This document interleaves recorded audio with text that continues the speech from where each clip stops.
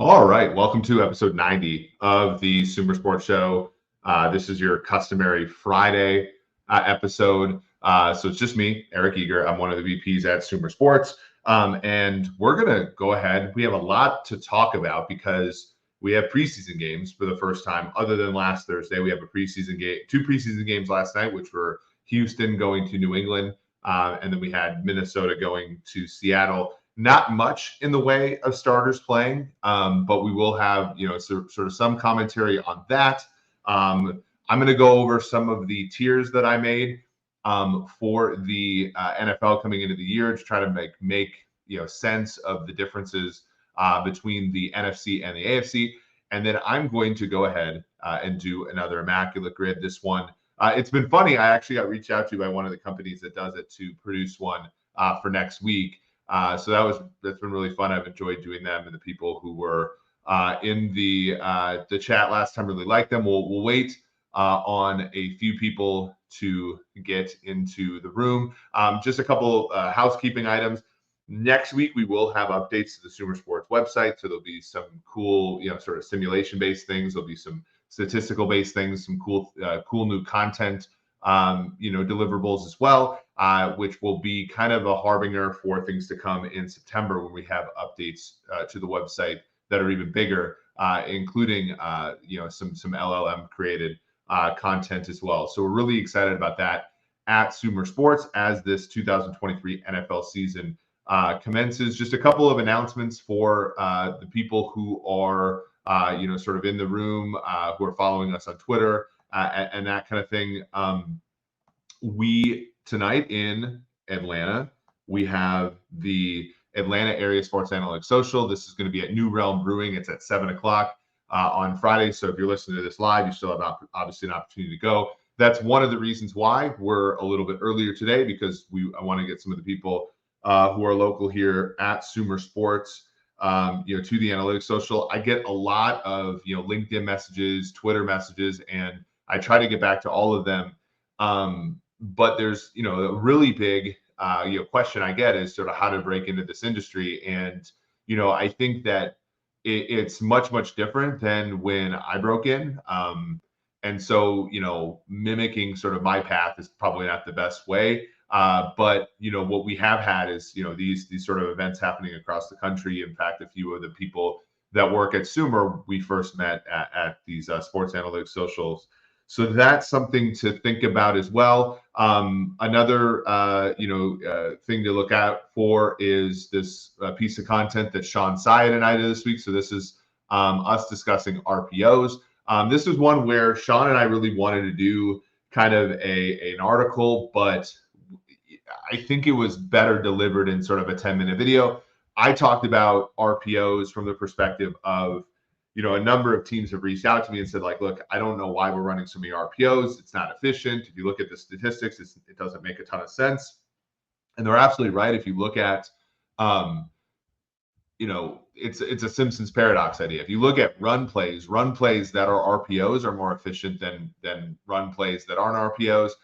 Pass plays that are RPOs are more efficient than pass plays that aren't RPOs, except for last season. In fact, in 2022, the average pass without an RPO is slightly more efficient than the average pass with one. But for, if you go back a few years, that it's been the case that both runs and passes, if you subset by those, are more efficient when you run an RPO than when you don't. But when you look at all the plays aggregated together, RPOs are less efficient than non-RPOs. And that's because RPOs, generally speaking, turn into run plays more frequently than non-RPOs do. And run plays are less efficient than pass plays, even when there's an RPO attached. So we talk about that there. Just a brief little plug, just because it's doing pretty well. But this is for people who are also thinking about learning data science. This is my book, Football Analytics with Python and R, a cheap ploy here. It's a top new release in a number of different categories, including today's flavor, data mining. So that's something, again, for people who are looking to sort of break into the industry. I get a million of those questions every month, and I try to answer as many as I can. But if I have this platform, I'll go ahead and answer them thusly here. So that has been, those are sort of the recommendations for the week. Okay, Now let's briefly talk about yesterday. I don't think there was a ton to take away from the game. Houston versus New England, Minnesota versus Seattle. In the New England Houston game, you saw CJ Stroud probably under more pressure than he has been under basically his entire career at Ohio State.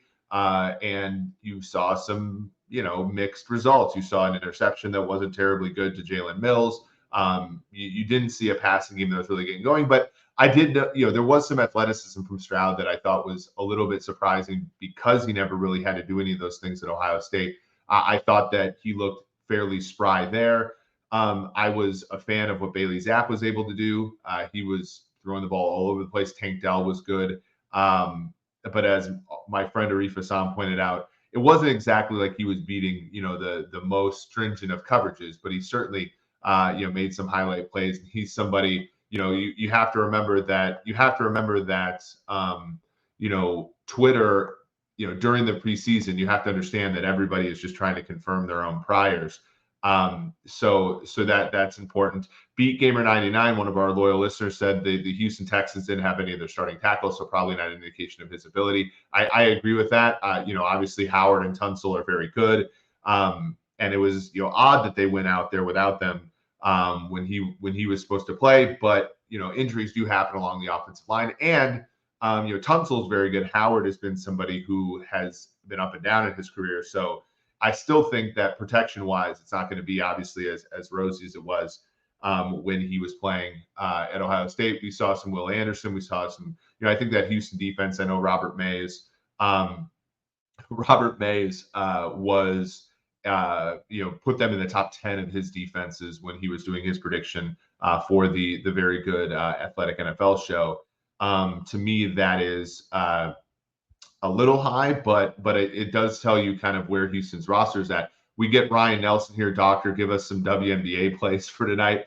I don't have honestly when I still look at the numbers even though I don't bet. Like I think that it's a night where you have the New York Liberty and the Las Vegas Aces both as double-digit favorites.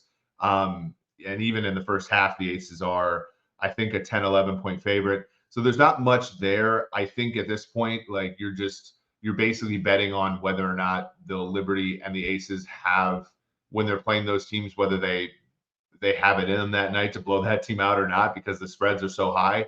And, when it gets down to that kind of handicap, I'm not a huge fan. Like my numbers will say bet the dog in both games, but I don't think I would actually do that if I had that. Like you're sort of late in the season where you don't know whether or not there's tanking and all that kind of stuff. So I would lay off that. However, I do think that there is a bet to make in the CFL tonight if you need some action. The Saskatchewan Roughriders are, I think, depending upon the book, 5.5-point underdogs all the way to 4.5, depending upon the book, against the Montreal Alouettes.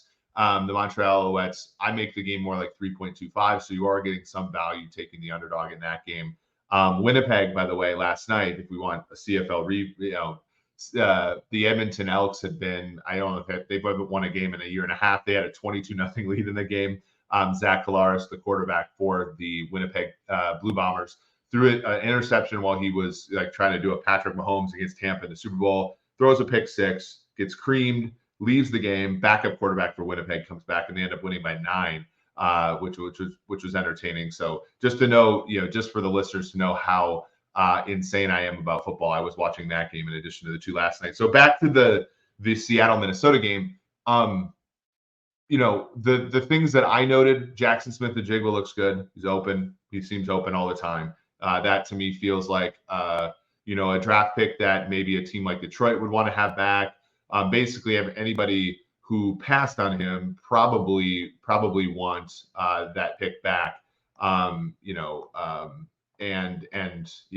That's he's going to be a good football player. A guy that was taken a few picks after him, Jordan Addison, he got the start for Minnesota, even though Nick Mullins is playing quarterback. Nick Mullins, by the way, he looks like Sean Hill, where it's just a struggle for him to get the ball from one hash to the other or to the sideline. But they fed Addison a lot. He made a tremendous catch. It was Chris Carter-like that they called, obviously incomplete. But I was a big fan of his. When I look at the Minnesota running game, I did get a sense, you had Kenny Nwangwu was out of that game. And so that was a little tricky. PFF doesn't have their stats up there yet, which they normally do at this time. So that's troubling. But when I looked at Ty Chandler play, I thought Ty Chandler did a really good job. The backup running back, formerly a fourth-round pick of North Carolina, he appears to be in the running as that second back behind Alexander Madison in Minnesota. That's a good offense, I think. The offensive line has some holes at right guard with Ed Ingram, but for the most part, it's the best offensive line they've had in the Cousins era. Alexander Madison appears to be the starter, but if he were to get hurt or falter, I think Ty Chandler is the pick for things like best ball and so forth. If you really want to go deep on a running back, I think Ty Chandler is the one there. I'm a big fan of Nwangu. I'm a big fan of DeWayne McBride, but I think for right now, in fact, Abram Smith, the running back who had played for the DC Defenders, was actually playing ahead of DeWayne McBride yesterday. So that is an indication of how much of a stranglehold Chandler has on that second running back spot, which, given how he played last night, makes a lot of sense to me. So if there aren't any additional questions, let's go ahead and move on, because I do want to, before we do Immaculate Grid today, I do want to make some predictions, because I've been talking, like, one of the reasons why I tweeted out my tiers was because I'm trying to really understand, when you're thinking about how hard it is to make the playoffs in some of these, the AFC, and you look at how relatively easy it is in the NFC. I think it's good to just sort of write that down. So I started with the NFC here. Here's my kind of tiers list. I think that it's fairly clear that Philadelphia, San Francisco, Dallas are good, but we saw today in one of the joint practices against the Raiders, Brock Purdy threw 3 interceptions. The Raiders themselves, I think, had 6. Now, I'm not going to turn into stat boy from the training camp, practices and even the joint practices, but that seems concerning. If Brock Purdy's turning the ball over, Garoppolo turned it over a little bit in San Francisco, and they dealt with him. But to me, it's a little concerning. But I still have San Francisco good. So Philadelphia, San Francisco, Dallas are pretty good, or are good. Probably good. I think Seattle and Detroit, they're kind of right in the cusp. Seattle has an 8.5 to 9.5 win total, depending upon which side you want the juice on. Detroit's at 9.5 currently. I think it's fair. If you get seasons that are anywhere close to the seasons you got out of Goff or Geno Smith last season, you're going to have good seasons for the most part in Detroit and Seattle, especially because there have been some plays made to make the defenses better. In the case of Seattle, they took Jack Campbell to play linebacker. Detroit, they took Jack Campbell to play linebacker. They got Emmanuel Mosley, Chauncey Gardner-Johnson, Cam Sutton in the secondary. They already had a good pass rush with Aiden Hutchinson, so I think that they'll be pretty good. Seattle gets Jamal Adams back. They get Bobby Wagner back. To me, that spells in that division, which is really a 2-team division. I think that spells, sort of solid, solid play there. From the NFC North, the rest of the teams, I do think one of those teams ends up being good from between Minnesota, Chicago, and Green Bay. I just don't know which. I think here at Sumer, our numbers really like Green Bay at market prices, so 4-1 to win that division. A lot, less hefty to make the playoffs. But if Minnesota or Chicago were good, it would not surprise me. When I look at the rest of the NFC, there are going to be teams these teams are kind of middle of the pack, but have an easy schedule. New Orleans, Atlanta, Carolina. Atlanta has the easiest schedule in the NFL. You'll see that, by the way, when you get a SumerSports subscription, or you just log on to the free version next week. You'll see strength of schedule there. Atlanta currently has the easiest strength of schedule in the NFL, followed by New Orleans. Carolina a little bit further down there, but still a relatively modest schedule. And then, New York and Washington both have top 10 most difficult schedules, which is tough because last year when they went 8-8 and 9 and 7-1, they had easy schedules. So I think they're middle of the pack teams that could be better, performance-wise than they were a season ago, but could have worse records because the schedule's harder. I think Tampa Bay, and to a lesser extent with LA, I think the party's over. I think that when you look at the guaranteed money that was doled out, previously, with Tampa Bay, a team that generally speaking likes to pay as they go. You have, you broke that, Tampa Bay did, for 3 or 4 years with Brady, And now you have 75 million in dead cap this year, 35 of it due to Brady. I think that that's going to make it really hard for them to win. And LA, I think you still have some greatness there in Sean McVay. You still have Stafford. You still have Cup and Donald. I just, if any one of those guys gets hurt, to me, it's going to be tough to compete, even in the AFC. And then Arizona, I think, we have them at something like a 21% chance to get the top pick. I think that, there's a good chance at Arizona. I don't even know if we see Kyler Murray there for the rest of the year. So, like, if I had to, use this, there's obvious things that you can do. I think when you look at like sort of the betting markets or the most likely outcome, if you look seed by seed, is probably Philadelphia, San Francisco, Detroit, New Orleans.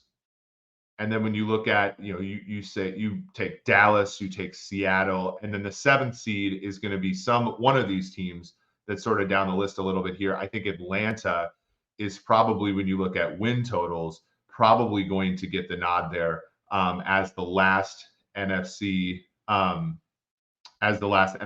team, which is tough because I think a lot of people believe, much like the NFC East this season ago, 2 years ago, there's only going to be one playoff team because there's not that many good teams in the NFC South. But I think because of schedule, I do think you'll get that last team. Don't quote me on this. There's probably edge cases in some markets that are different, but I think the most likely outcome is, and again, this is very low because this is an and, but I think it's Philadelphia, San Francisco, Detroit, and New Orleans, the division winners, and then you go with Dallas, Seattle, and Atlanta as the wild cards, given the way that the market is shaken out now. If I were to go kind of off of and look, I respect the market probably as much or more than anybody, so I'm willing to go with that as the way things are. If I had to kind of give out a hot takey, and I'll go ahead and I'll put this in the show notes underneath the podcast. If I were to sort of like make an NFC off of kind of things that are very possible, things that I have a little bit of a hunch on that maybe aren't numerically supported but are not in my simulation, I think that there's a good chance Dallas wins the NFC East. I think that there's a good chance Seattle wins the NFC West. I think that there's a good chance Detroit is one of the top 2 seeds in the conference. I think Green Bay has a very good chance of making the playoffs, as does Carolina. I think Carolina has a really good chance to win the NFC South. And so if I were to give off kind of like a fun prediction, I would probably have it look like something like Detroit, Dallas, Seattle, and then I would take Carolina, and then I would have Philadelphia, San Francisco, and Green Bay. That would be like my kind of vibes pick. So like if I'm going to go with vibes, I'm going to go again Dallas, Detroit, Seattle, Carolina, and then the good teams that didn't win their division, surprisingly. So that'd be Philadelphia, San Francisco, and then Green Bay. That would be my pick for the NFC. If I were to just go off of kind of like how I'm seeing things, and I don't get to pick the most likely outcome, which is the one I described earlier. Here's a good question from how.d. Don't necessarily need to address this off the top of your head, but curious how you describe the ideal degree of parity you would like to see across the league. That's a great question, just to kind of muse on for a little bit before we get to the AFC. I think that, for one, and the great Josh Hermsmeyer sort of, initially gave me this idea, and I think he studied it himself. Parity in the NFL is overrated. Like if the league had as much parity as they claimed, every single AFC title game from 2011 to now has included either the Patriots or the Chiefs. And that to me is obviously a great testament to Andy Reid's team and Patrick Mahomes, as well as Bill Belichick's team and Tom Brady. But it also speaks to there is real staying power in being great. And in fact, when you look, I can't remember what I called it, the transiency of middle class teams or something. If you look at SumerSports.com, there's an article there.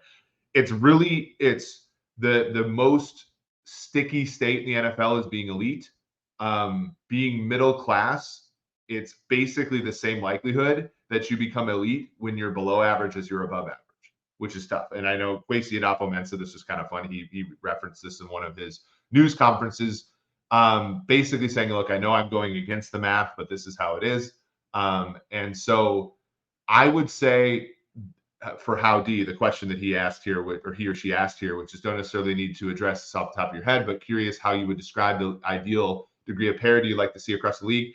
I would like for there to be a uniform, when you look at like the long-term distribution of these states, the long-term distribution has more individuals in, or more teams in the very bad class and the elite class. I would like to see more kind of in the middle. And so that's kind of, that's kind of where I would like a little bit more,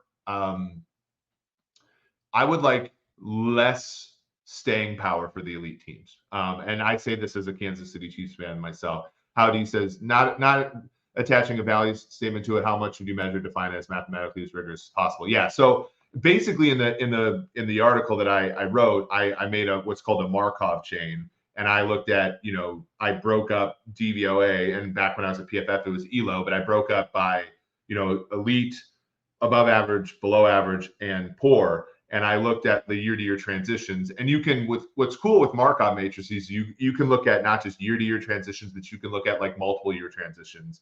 If you assume independence, which from one year to the next, not independence, but just Markovian dynamics, which is to say your state one year is only dependent upon your state the previous year, which we know is violated in football, but it's not a terrible assumption. Ultimately, what I'd like for would be that stable stage distribution to be equal, and it's not. It's hard to be above average, for example, and it's easier to be poor and easier to be elite than maybe it should be if the dynamics were where there was a lot of parity. But I really like that question. I appreciate that a lot. Speaking of I appreciate our sponsors at Circa Sports.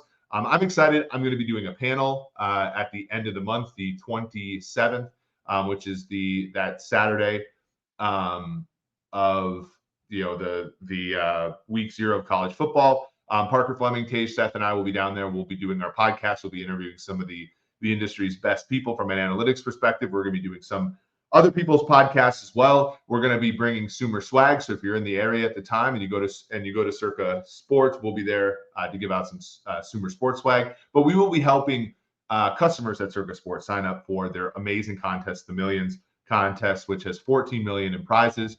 That is your traditional sort of start at the Southgate week to week, 5 games against the spread, pick 'em. And then there's also the Survivor competition where you pick a team every single week to win. You can't recycle teams. Don't care about the point spread, but every single week you have to pick a different team to be essentially a lock. And if you make it till the end, you get the prize money. And Circa has been incredibly generous there. And so I'm really excited. Circa Stadium Swim is at Circa as well. I can't wait to go there. But they're just a great, Aaron and his team are such great partners. We just, head to circasports.com. You have to sign up in Vegas for that competition, but you can play anywhere. And it's one of the more exciting events in the football calendar, which is just 2 short weeks from right now. So I'm really excited to go there. Okay, let's talk AFC before we head to the Immaculate Grid here. These were my tiers. Now, I said the Chiefs are in their own tier. I said the Bills and the Bengals are very good. I said the Ravens and Chargers are merely good. I said the Cleveland Browns, Jacksonville Jaguars, New York Jets, and Miami Dolphins are probably good. I said New England, Pittsburgh, Denver, Tennessee have good coaches. I said Indianapolis and Houston are in the AFC South, so maybe they'll be competitive. I said the Las Vegas Raiders are just 5s. People thought that the Raiders thing was funny. I actually think, look, there is a path to them being competitive. I mean, Jimmy G has been a winning quarterback before. I think most of the ball knowers on Twitter will, avoid like the plague, the idea that he is any good at quarterback. But we have to face facts and realize that he has been a pretty solid player for the 49ers if things have been called right. I don't necessarily know if I trust Josh McDaniels in that way. but he's been able to get effective play out of other quarterbacks in the past. So, and they have Devontae Adams, they have Max Crosby. They're not void of talent, but I think that as far as on balance in the AFC, it's going to be a tough one for them. I think Indianapolis and Houston, both look, if the young quarterbacks hit, like, sky's the limit. They have easier schedules than most teams. They're in the top 10, both of them. So they could very well be good if the quarterbacks hit. And in the case of, both teams' new head coaches, if the new head coach really hits the right tone there, they can certainly win. I think New England. So this is where it got me, because this is like when you think about kind of like how you end up with, takes like this. Like, this was the real tough one. When I look at the AFC and I think Cincinnati, Buffalo, Kansas City, LAC, Baltimore, that's 5 teams. Then you go with Cleveland, Jacksonville, New York Jets, Miami, that's 4. That's 9. So you already are leaving 2 of those teams out.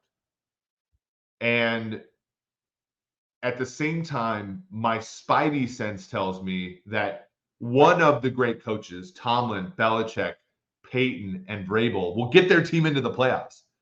And so that means I got to take another, like, if that's the case, and that it's not guaranteed to happen, but if that's the case, then I got to take 3 teams out of, like I said, Cincinnati, Buffalo, Kansas City, LA Chargers, Baltimore Ravens, Cleveland, Jacksonville, New York, Miami. I got to take 3 teams out of that if I assume that, one of the great coaches can somehow get their team to the playoffs this year, which to me seems above a 50% proposition. I don't know which one, but I think one of those 4 teams makes the playoffs, which makes this really hard. Beat Gamer, to talk about the probably good teams. I can see Cleveland being okay, maybe 9-10 wins, but I don't think that's good enough considering the QB contract. Yeah, I mean, look, like, this is the same thing. I mean, people like me gave the Cousins signing a lot of flack back when it happened, but if Cleveland doesn't have any team success after shipping that many picks and that much guaranteed money to Deshaun Watson, like, that's going to be one of the more scrutinized moves in the history of the NFL. Even though it might not even be as bad as the move as Denver made for Russell Wilson, the expectations there for Cleveland, much better roster, are going to be high. And if they're just squeaking out wild card berths, that is not necessarily going to be a great place for them. And then when I look, Baltimore, LAC, I'm making leaps. I'm making leaps for offensive coordinator for both those teams. I'm looking at, and there have been people that have disputed this online. Like, this is dealt with a lot of Twitter threads. But I think Greg Roman, I think that Mike Lombardi were kind of Joe Lombardi. We're holding back, Herbert and Lamar Jackson over the last few years. If they even come in and get like kind of average offensive coordinating there, I think the team will be good. Now, there's a question when I look at Baltimore. Okay, how are they going to stop the pass? No Marcus Peters. Stevens is coming off of an injury. Marlon Humphrey has been good, but has been hurt at times the last few years. They lose Chuck Clark, who then went to the Jets and got injured. Like, they're not as deep defensively as they were back when Lamar was like winning MVPs and they were making playoffs, and that defense was 66% of the cap spend. That's not the case anymore. So that defense is going to have to do more with less. I do like McDonald, the defensive coordinator there is very good. He's lauded by quite a few people. So I have some faith there. So that's like my bull case on Baltimore and the Chargers. And then when I look at very good, and this is where, Bengals fans 79 gets kind of angry, but like, I do think the Chiefs deserve to be in their own class. When you hope, like I said, since 2011, only the Patriots, all those games have included the Patriots or the Chiefs, and in the event of 2018, include both of them.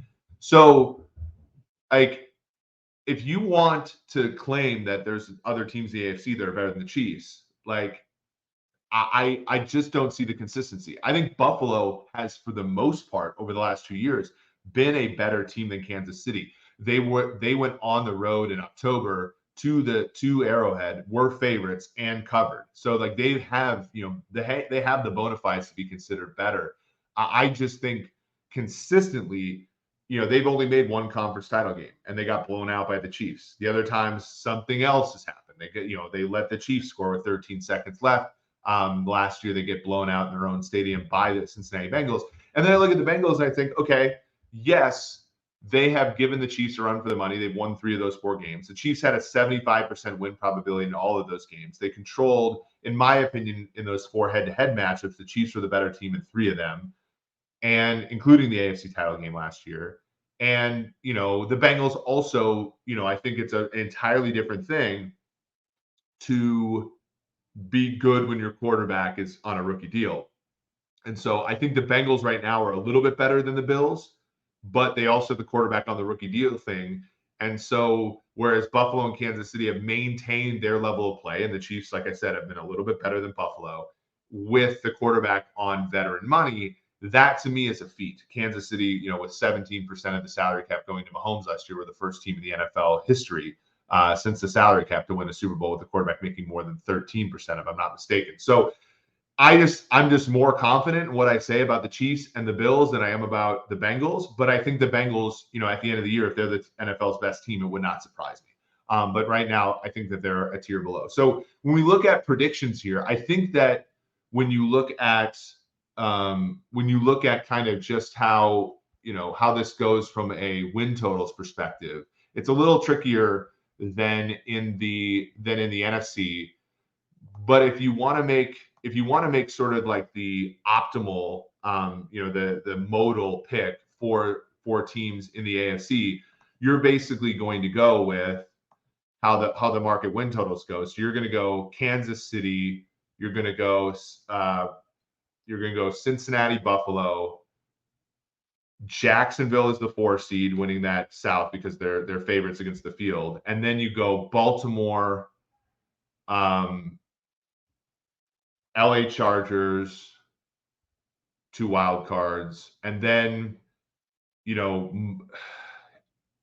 I think you do have to either go Cleveland or Miami, 2 teams with 9.5 win totals. The Jets as well at 9.5.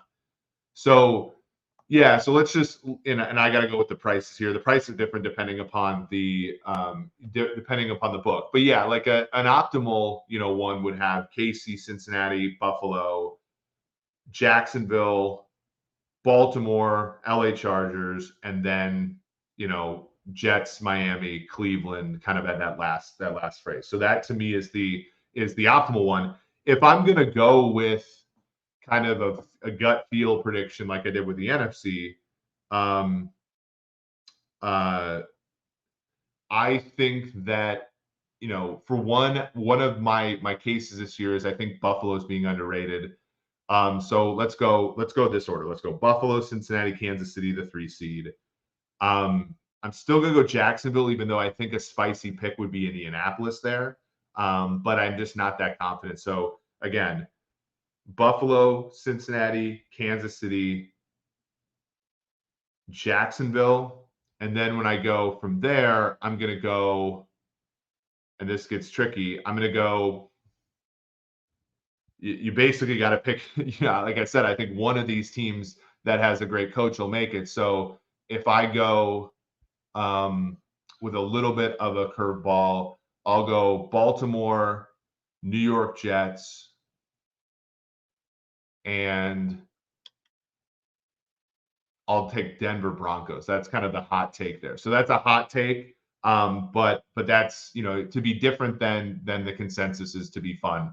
And so yeah, but that again, when I say that, I'm looking at the Chargers, the Cleveland Browns, the Jets, the Dolphins.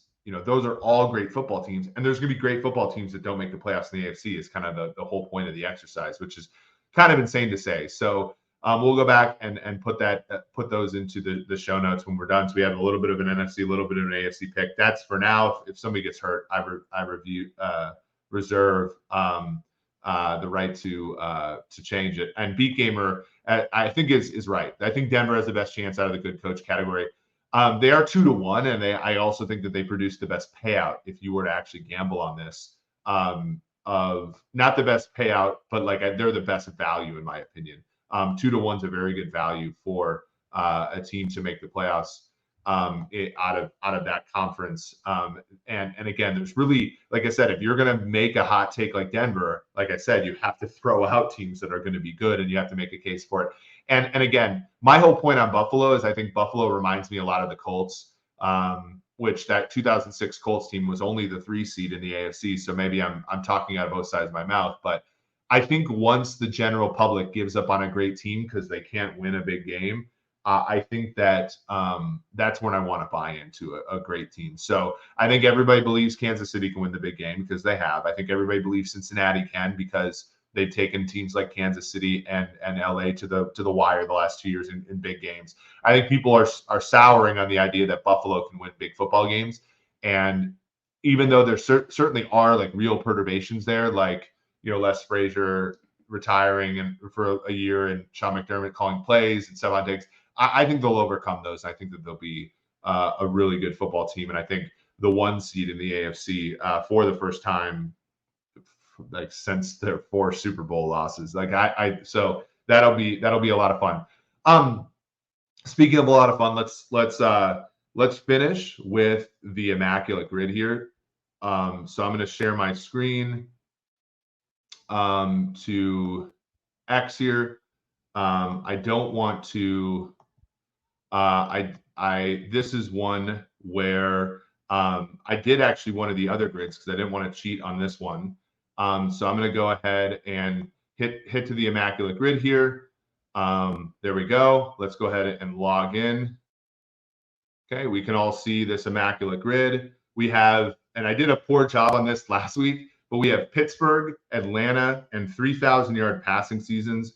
On the x-axis, we have the Denver Broncos, New York Giants, Los Angeles Rams on the y-axis. So we need to pick some teams that, or some players that fit on both of those. So okay, so let's start upper left corner. We have Pittsburgh Steelers, Denver Broncos one. This one's actually, I think we can get a good low score here with one. And to me, that's because of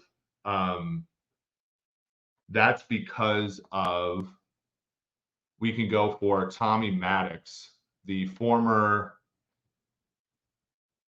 UCLA quarterback that was drafted by the Denver Broncos, but played for the Pittsburgh Steelers, was comeback player of the year when he played for the Pittsburgh Steelers in 2002, if I'm not mistaken. So we have that. And I got to share this tab instead. Okay, so I'm finally looking at this. So we have Tommy Maddox here in the upper left-hand corner. And that one should be good. Okay, now we have Denver Broncos, Atlanta Falcons. Denver Broncos, Atlanta Falcons. One that would work here if we were allowed coaches would be Dan Reeves. Dan Reeves would not work out here as a player though. But there is a player. He played for, I believe, the Falcons Super Bowl team in 1998. He also played for the Broncos early in his season. There were some Dan Reeves connections here, but that's Ronnie Bradford. And the only reason I know about Ronnie Bradford is when I was growing up in Minnesota, he had a brief cup of coffee as the Vikings free safety. As far as Broncos that have thrown for 3,000 yards, this one gets tricky because you could go with like Steve DeBerg. You could try to go with like Kyle Orton. You could try, and Kyle Orton might be a good one to throw out there. I'm actually not sure he had a 3,000-yard year with Denver. I'd have to look, and I don't want to necessarily blow a guess there. So I'm going to actually go a little bit further up and go with Jake the Snake, who is a prolific mushroom farmer now. Jake the Snake Plummer goes in the 3,000-yard Denver Bronco category. Also an Arizona Cardinal back in his day, and also a Tampa Bay Buck, but he never reported after they traded him. Giants Steelers. Okay, so we have one that's easy, which is Plaxico Burress. Plaxico, I feel like it's going to be a high percentage one. I want to keep that in case I kind of want to move on because I want to pick one better, and I can't think of one off the top of my head other than Plaxico. Tommy Maddox also, I think, qualifies here as well, which is funny. But Atlanta Falcons, New York Giants, this one is one that I'm pretty proud of because, again, this is a running back that I used to watch a lot back in the day, and he immediately came to my mind. So this is, and he spells his name wrong.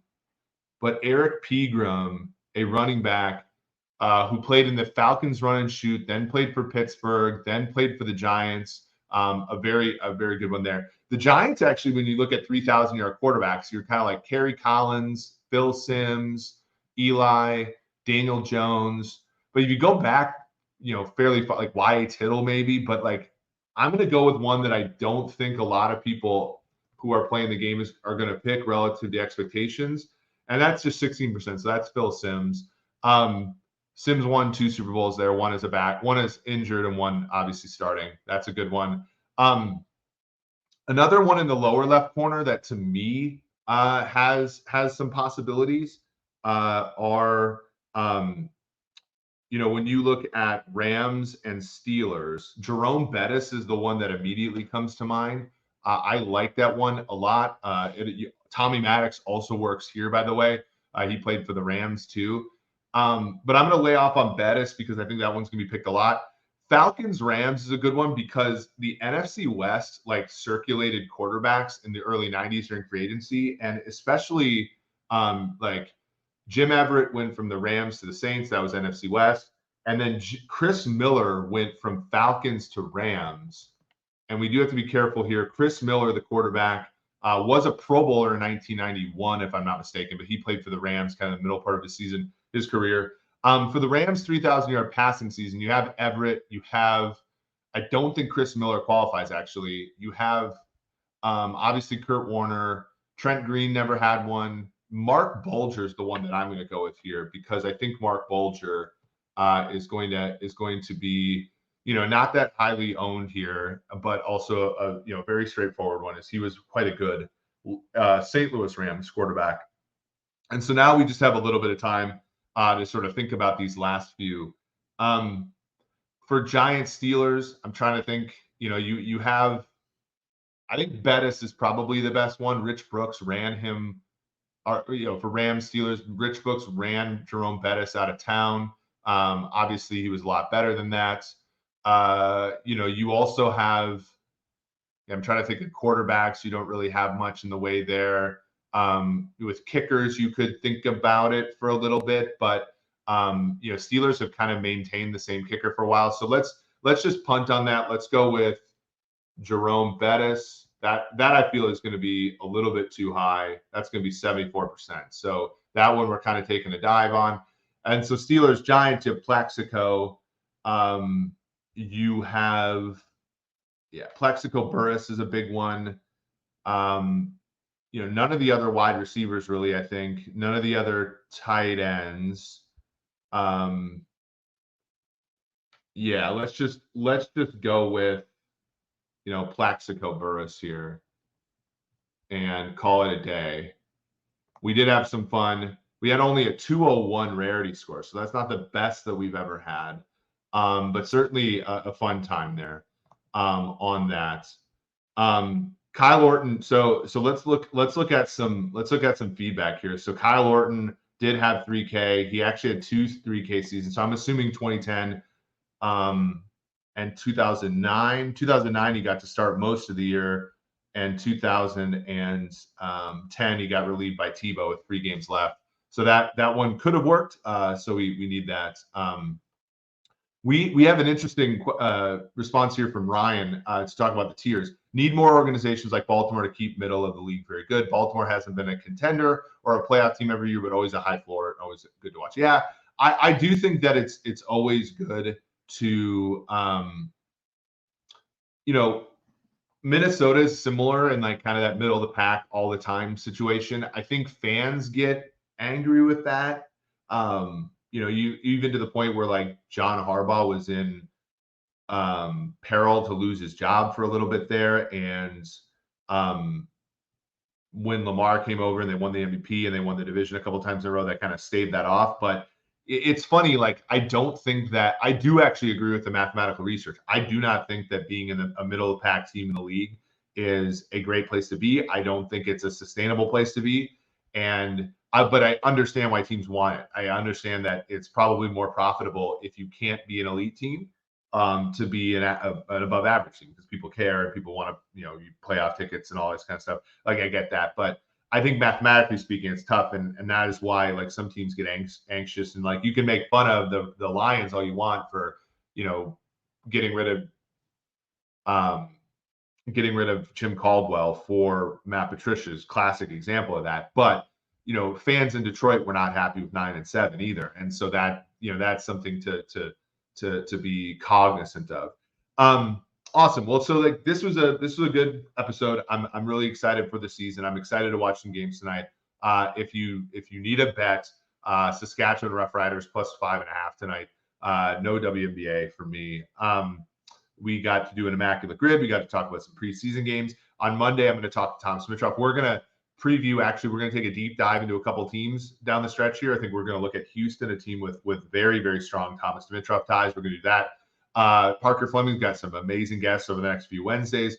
We're going to open up some new podcasts towards the end of the month. And as I said, on Monday, go ahead and take a look at SumerSports.com. It'll be some really cool updates. Please, hit the like button, hit the subscribe button, tell somebody about this show. We really like, the numbers have been great. We're really enjoying new people coming into what I'm deeming Club Sumer or the Sumerians here. But continue to help us grow the show, continue to help us with, the rough and tumble nature that is starting a new podcast. So for Eric Eager, this has been episode 90 of the Sumer Sports Show. Thank you all for joining.